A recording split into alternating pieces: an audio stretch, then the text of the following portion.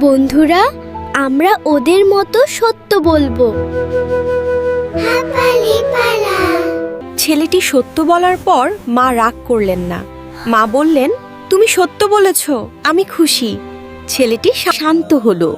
এটাই সত্য বলার ক্ষমতা। সত্য বললে মন শান্ত থাকে এবং সবাই বিশ্বাস করে। কিন্তু সে সাহস দেখালো এবং সত্য বলল। সে জানতো সত্য বললে মা বাবা খুশি হবেন এবং আল্লাহ খুশি হবে। বন্ধুরা, সত্য বলার চর্চা সব সময় করো। যা কিছু করি সত্য বলার সাহস থাকবে। মিথ্যা বলার দরকার নেই।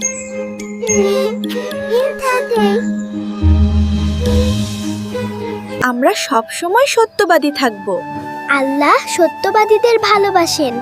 এই শিক্ষাটা সব সময় মনে রাখো। এবার চল আমরা আমাদের প্রিয় আল্লাহকে গানের সুরে ডাকি, শান্ত মিষ্টি সুরে।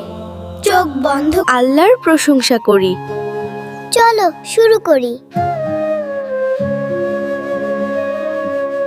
আল্লাহ আমার রব, আল্লাহ আমার বন্ধু, তিনি আমাকে ভালোবাসেন, আমি তাকে খুব ভালোবাসি।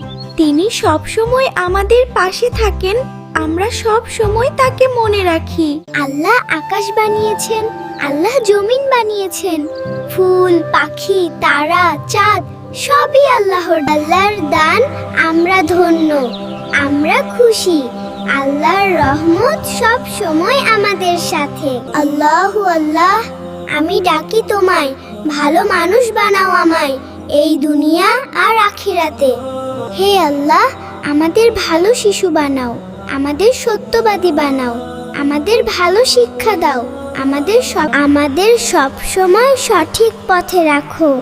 আমিন।